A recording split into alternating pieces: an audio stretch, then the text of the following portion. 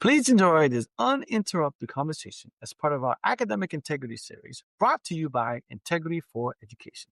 Integrity for Education supports your institution by unlocking the full potential of digitalization through the right mix of software solutions, strategic consulting, and sustainable implementation of state-of-the-art technologies. Learn more at integrityforeducation.de. That's integrity, the number 4, education.de. Welcome back, everybody. It's your time to Ed Up on the Ed Up Experience podcast, where we make education your business. This is Elvin Freitas, co-founder of the Ed Up Experience. We are back on another episode of our academic integrity series. And speaking of academic integrity, we have the founder and the CEO at Integrity for Education, Thomas Fetch, calling in from Germany. Tommy, how you doing tonight? Hey, Elvin. Hi, Ada. I'm doing very well, and I'm excited to have another fun call about academic integrity today. Absolutely. So let's get right to it. First time being on the podcast, which I was really excited about. So let's bring her in. She is Isla Peterson, and she's professor of mathematics and director of faculty development at Arizona Western College. Isla, how you doing today? I'm doing well, thank you. Awesome. Thanks for being on. We really appreciate it. Always, we like to say that we know how busy everyone is. And so for taking the time to be with us and to share your thoughts and insights is something that we really appreciate. So thanks for being here. So let's get right into it. Isla, tell us all about what you do and how do you do it? So I teach mathematics and I'm the director of faculty development at Arizona Western College. The director of faculty development is a rotating faculty position. So it's a 3-year appointment, and we have various faculty voices that get to step in and kind of guide the direction that faculty development goes, which I think is really exciting because you get a lot of perspectives from various different areas, and they just bring in such a unique voice to the position. The position covers the new faculty orientation, so we get to onboard all of our new faculty, and then we get to guide all of the PD opportunities here on campus. Yeah, PD, professional development. So before I pass it over to Tommy, I have a follow-up question for you. Talk about the scope of the college. How many students we talking about online, in person, and talk about the faculty, adjunct, full-time, all that good stuff. Talk about the scope and what is something that you're you're dealing with right now, since we're right in the middle of the semester, or maybe more a little bit, right? As to academic integrity, anything that you're kind of dealing with right now. So the scope and then what you're dealing with right now in terms of academic integrity. Okay. Well, Arizona Western College has about 8,000 students. We're about a mid-sized college, rural serving institution. We've got a majority first-generation college students. We are a Hispanic serving institution. We have, somewhere around, oh heavens, let me see if I can pull up the data. We're mostly adjunct faculty, fastest growing institution in the state. They're community college in the state. As to what particular problems we're dealing with, right now we actually just onboarded our new Dean of Innovation position, and their focus is technology and innovation in the classroom and across the campuses. And we're working towards kind of AI governance models at our institution, and that's been a fascinating challenge and conversation. Well, I can imagine. Yeah, thanks for that. What do you, Tommy? Yeah. So again, AI is on the table. So let me just quickly ask the one question, and I asked it before, but I'm still curious to learn and listen to the differences throughout the different schools. But if you would, or if you need to put a finger on the biggest threat to academic integrity, what would that be? The biggest threat to academic integrity at the moment? I mean, I think everyone feels that AI is a very large threat to academic integrity, and it definitely contributes to the picture. And I think that the biggest issue there is, in order to serve the diverse needs of students in a huge county, because we serve both Yuma and La Paz County, we have students who the only access they have to education is online learning. And so when you combine the two, the fact that we have a very real need for students and in rural counties to have access to education, and thus they have to take most of their classes online, and then combine that with AI and modern technologies, it can make some interesting dilemmas and issues there, especially now that we have most of our testing is done in an online capacity. And then you have to balance students' rights to privacy with video recording their testing and the presence of AI and online solvers and a whole bunch of things like that. And it creates an interesting dynamic challenge. Yeah. So to say the one word, so AI is a big threat. I get it. Do you think, because you referred to the huge like Hispanic population, different language barrier, that's what I hear from it. Do you think that drives the utilization of AI in, for example, an exam situation? Yeah. I mean, I use AI to do Spanish translations for some of the items in my classes. So I think it actually opens up doors that weren't previously there. So, as is the case with most new technologies, there are very real benefits and very real challenges. I think that having AI can break down massive language barriers and can give access to students who didn't have access before. And I know that I was leaning on a colleague who was fluent in Spanish, and I was doing an AI translator and having him verify because in my prior experience before AI came out, most translators were really bad. And Absolutely. most of the translations I got, when I ran it past my fluent Spanish speaking colleague, they're like, no, it's good. Every once in a while, there'd be something where they're like, it's kind of a weird way to say it, but it's understandable. And that's interesting. We haven't been there before, but this is super interesting for me. Is there a problem utilizing AI to break down the language barrier? So you know what I'm is utilizing AI in a test scenario normally would be, you would be accused of cheating because you utilized AI to get the answers, whatever. But is there a restriction of utilizing AI in combination like with the language barrier? Some courses, of course, language is key. You want to learn language, then it's not good to use a translator to get the answers done, of course.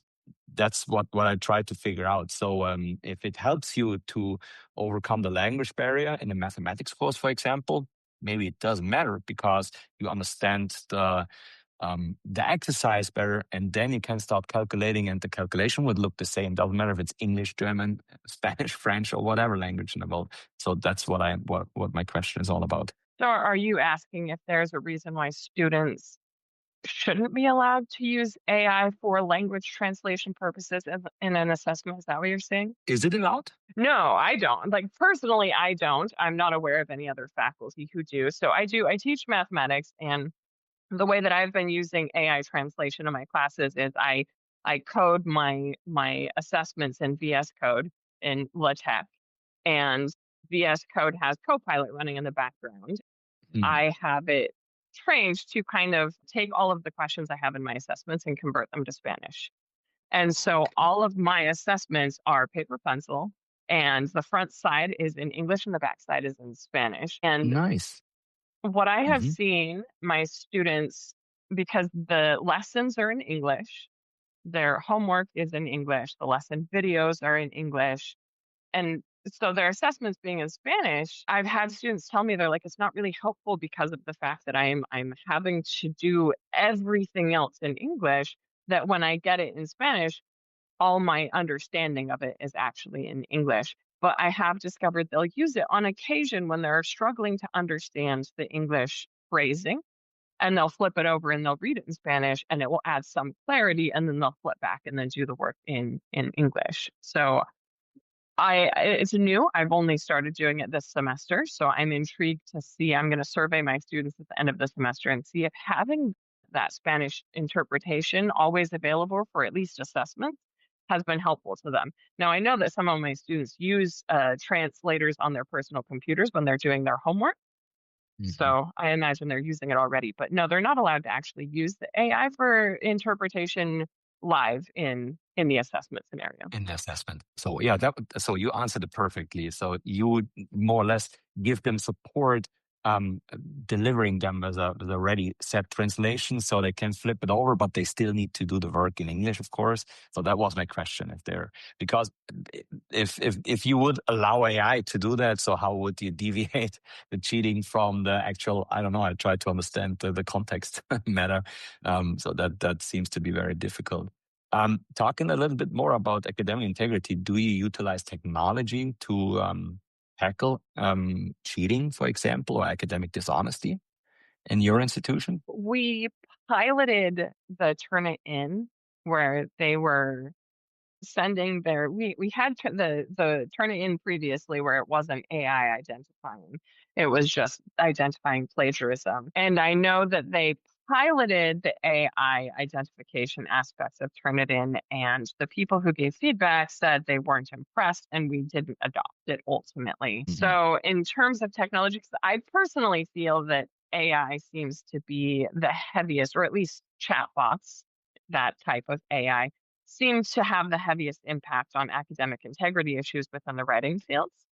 Like in Mm, mathematics, what I've seen in mathematics for AI usage has mostly been students need training on how to use it well, and mhm, the critical thinking and inquiry behind utilizing AI in mathematics, especially because I'll have students, they'll go in and use it to solve a problem. And AI is not a calculator. It's not super great at actually running the calculations, and it can do some interesting things, and it can choose some interesting formats for formulas. And what I've seen is that my students will just take it at its word. And I'm like, well, have you ever seen that formula before? Did it make sense to you? Was it familiar? Did you ever stop to say, am I confident that it's giving me something correct? And I think there's a lot that students can get from that, because the act of seeing a formula given in a different format than what was given in class and trying to determine whether or not they are equivalent and appropriate usage, there's a mm, lot to be learned from that process, but it's a matter of training them to use it critically. So I think that that's some of the biggest issues that I personally see is that students need training in critical usage of AI, so that it's not just get the answer from it and more what can I learn using it mhm. as a tool. Which is a good thing, right? So if you can learn through it, if it can trigger the thought process, if it can trigger critical thinking and validation skills, that's a good thing. Do you see a lot of cheating on your campus or in your institution? Being a professor and the director of faculty development, most of my awareness is from my own personal classrooms or from word of mouth as I speak to other faculty members and what they're experiencing. Again, I definitely do hear a lot more from Ready instructors saying that they're getting a lot of chatbot generated written work. Mm, My personal experience is that the vast majority of students, if they do cheat at all, it tends to be a lack of understanding of what it constitutes to cheat, or just desperation. Like they do mhm. it out of a sense of desperation. They have too much happening, they're stressed, they're under a time crunch, and then they make a poor choice. And Yeah, they're not common. It's really not common in my personal experience. good to hear that. Okay, that sounds good. And do you track such cheating if it happens, or do you ask for the motivation and then just collect it centrally in a way? We've heard about such concepts, and I really like that, because knowing more about the motivation why someone cheated will maybe lead you as an institution also in the way. Okay, maybe we need to, I don't know, teach our students better on understanding what is considered or constitutes cheating and what is not constituting cheating. So, do you do that? I mean, we have a centralized reporting structure where faculty report to the dean of students, and they report what happened, any evidence, and then there's follow up if necessary. I imagine that that is actually tracked by the Office of Student Life. Hmm. So I don't know what kind of detail they get into in terms of like motivation, and if they keep that data over time. I imagine they do. I can't say that I've seen it. Okay, I understand that. Okay, cool. And last question about that topic: did you change like you said, you changed just this year, so you offer support in terms of like a translated assessment, for example. But did you change the way of assessing or the way of teaching because of like the threats AI brings in, or did it change whatever AI brings in? Did I change? I haven't, not yet. I do feel that there is some absolute opportunities there. Like chatbots, I haven't had a chance to dig in a lot with chatbots in a mathematical perspective. Hmm. Teach because right now, being the director of faculty development, I only teach one class, and the rest of my time is spent on faculty development. The one class I Hmm. teach is college mathematics, and it's the non-STEM college pathway. So students who aren't Hmm. going to need extensive mathematics in their career, it tends to be a lot of financial mathematics, some probabilities, some basic statistics.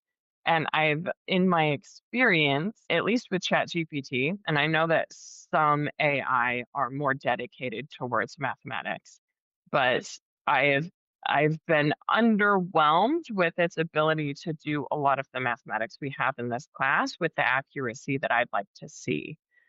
Now, again, I actually trained a chatbot using the ChatGPT platform on the course project that I do, which is a financial math project where they have to determine their taxes. They have to determine what they could afford for housing. They have to decide based on the career that they're planning on going into.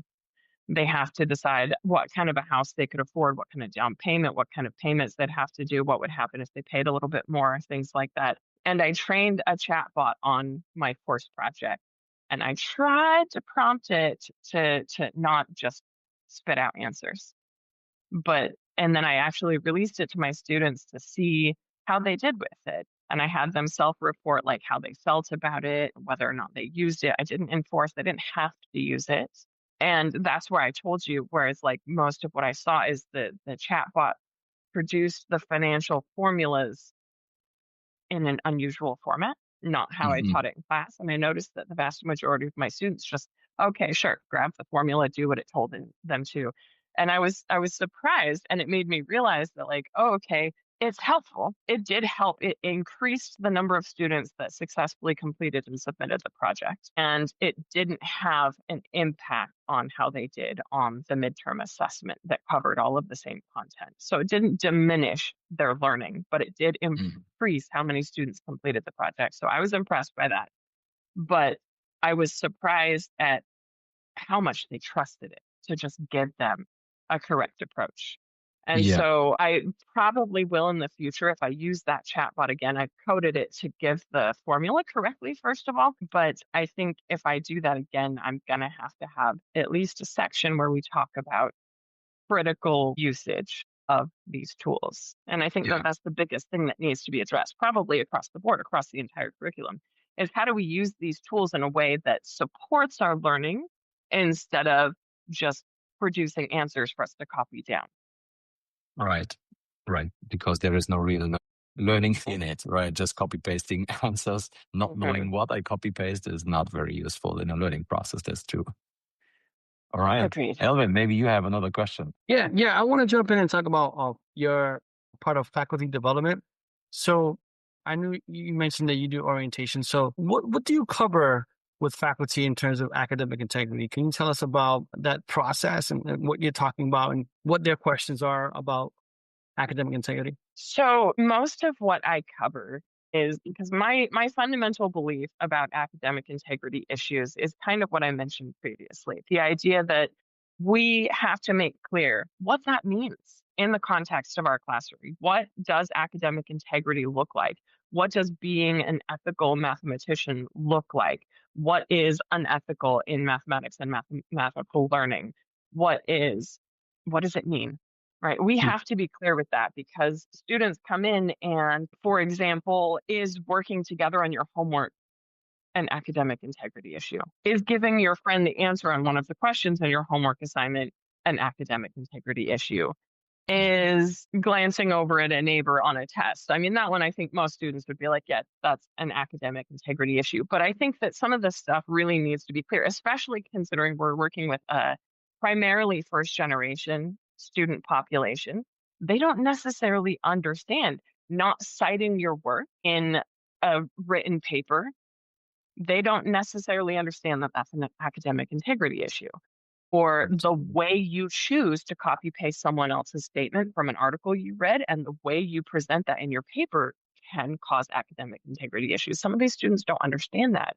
So I think it's incumbent upon us as faculty to make very clear what it means to act with integrity within our classrooms. And that is probably one of the most important things I cover is making that clear in your course documentation. And then we have to make clear what's going to happen if they break our ethical behavior expectations, because we can't just have impacts all of a sudden for things that we didn't make clear, that we didn't tell them what was going to happen. So we have to make clear what we expect of them and what's going to happen if they breach those expectations. But more than that is the fact that a lot of academic integrity issues are caused by students who are acting in desperation. Like I said before, we have to create very clear systems of support with flexible options whenever possible that students can actually maneuver. They're very, like most of our students are non-traditional, right? Like we don't have students that are full-time 18-year-olds so much. Most of our students are, many of them are parents. Many of them are working full-time jobs and taking classes on the side. They have very busy lives. And if we have these really harsh expectations where the only chance they have to do well is to cheat, then they will. So we have to have Absolutely. systems of support and basic levels of flexibility so that they can balance their lives around their academic studies. Gotcha. And when Digitalization you, is oh, helping go a ahead, lot, Tom. right? Sorry. Yeah, I just wanted to, because it amazes me, but this is actually exactly my saying. Digitalization can help a lot. And I think there is a nice way even to utilize AI to set up those rules. What you said, train a chatbot, use some other technology like a digital twin or whatever AI to utilize this and roll out the rules. And you can then ask, hey, if you're not sure, ask the chatbot, ask maybe or call the teacher. But that's also like if you have non-traditionalists, they do study on the weekends, they do study in the evenings. So I think the flexibility here is key, that you really can accommodate and facilitate where they are in a way to help them when they need help. And digitalization or digital technology and AI can help a lot with that. That's good. Yeah, cool. Sounds good. I'm amazed. Yeah, I also want to follow up, Ida, because correct me if I'm wrong, but it sounds like the faculty are not really using a lot of tools. You mentioned this earlier about turn it in, but it's almost like, are you training them to eyeball it and then be like, oh yeah, because my guess is that we've done so many of these episodes. My guess is that maybe there's like an assessment where the first writing, especially for the people who teaching writing, maybe it's like you write it on your own. Let me see you write, talk about yourself or something like that, and then they can kind of later on in the semester, based off of that, and say, this is not their writing. No way. I mean, are the classes small enough where they know every student and they can get a sense of, oh, this is definitely their writing or not their writing? I'm just curious as to how does the faculty know, right? If there's a academic misconduct happening? That is a good question that would probably be better answered by one of our writing faculty who live this day in and day out. I do know that some of them are making very concerted efforts to have more of the students' writing done in class where they can see that they're doing their own writing and they can establish the student voice and establish that baseline. I think that there are very obvious instances where a student has used AI that can be very clearly identified by even a novice looking at some student's paper. But what I've seen with the faculty that I've been working with is really creative. And that's the thing, is I believe in human ingenuity.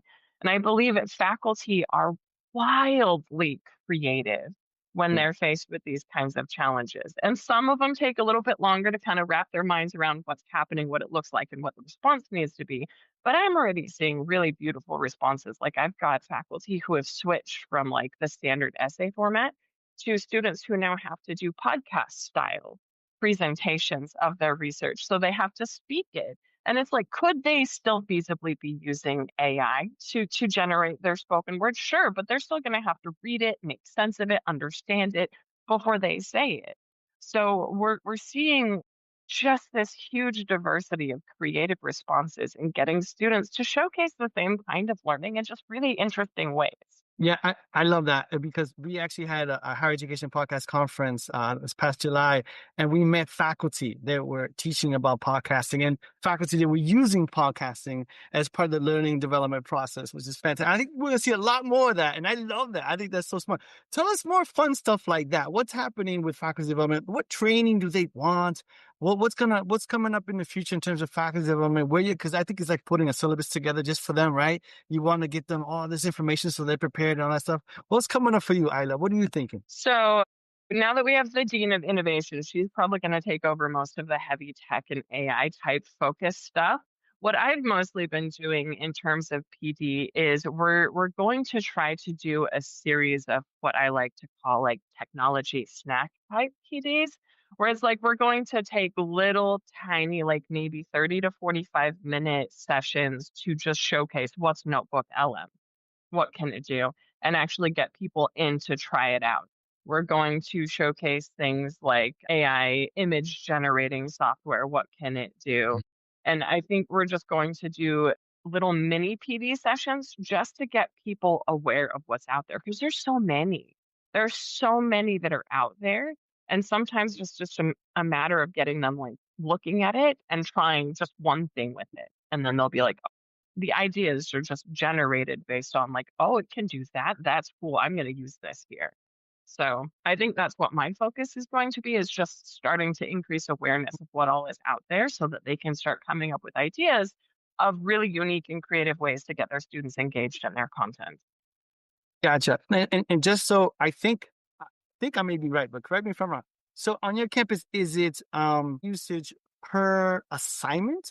I mean, in the syllabus, are faculty saying you cannot use AI, you can use AI, and this is constitute cheating? I mean, talk to us about all that. What's happening on campus? Right now, we are currently, so our current statements, we've got one statement that I'm aware of about AI in any of our official documentation. It's the student handbook, and it says that if they use AI in context that they weren't told was okay to use AI or something like that, something where it's just basically if your teacher tells you not to use it, don't use it. And that's the only AI policy statement we have right now. And so it leaves it completely up to the individual faculty members what they want to allow in their classrooms. They are required to put a statement in their course outline that clarifies their stances on AI, whether or not it's banned, if it's allowed in some cases. Faculty are supposed to make that clear in their course documentation. So it's very much on an individual faculty level right now. I'm aware of some faculty that have tried to take the hard line of banning it. When I do the new faculty orientation, I kind of push on that a little bit because it's going to be really hard to enforce a hard ban. Like it's a matter of what is reasonable to enforce, and flat out banning AI use in your class is going to be extremely challenging to enforce. So right now it's up to most faculty, but we are drafting right now the guiding principles of AI and what we want AI usage across our institution to look like. And then we're going to start coming into much more specific governance policies when it comes to AI within probably the next year or so. Right. Yeah. I would have asked exactly in that direction. If you leave it to the faculty entirely, isn't that a problem with like equity among those students? So just imagine you have like two classes teaching the same to different faculty, and the one allows AI, the other doesn't. Isn't that a problem or creating a problem with equity among students? I agree, but equity when it comes to AI and AI usage is already kind of a big issue because of the fact that some students can't afford to pay for their own access to AI. We don't have an institutionally adopted AI platform at the moment. Mm-hmm. So equity is actually one of our guiding principles that we're looking at right now is the idea that we need to ensure that what AI is producing isn't biased and we're not increasing bias through AI usage, and that access to these tools is equitable across the institution, across all constituents. So equity is absolutely important. I hear what you're saying about it's going to create a distinct experience for, if you had two different students in two different English classes, their experiences are going to be wildly different. But I would argue that that was already true before AI. Good point. Maybe, yeah, but not as obvious as nowadays. Good point. All right, Ayla. So we're coming up on time. I'm really curious to hear your response on this question. As we like to ask everyone, what do you see as the future of higher education? And you can put the academic integrity lens to that if you want. But based on your experience, you've been working in the field a while. So what do you think is the future of higher education? Where are we going? So this is kind of a fun question because I've sat through so many speeches in the last decade talking about how we're training students for jobs that may not necessarily even exist yet. And in the past, it never resonated with me. I was just like, I mean, we make incremental changes. And yes, it's possible that some of the students end up in jobs that didn't exist when this statement was said.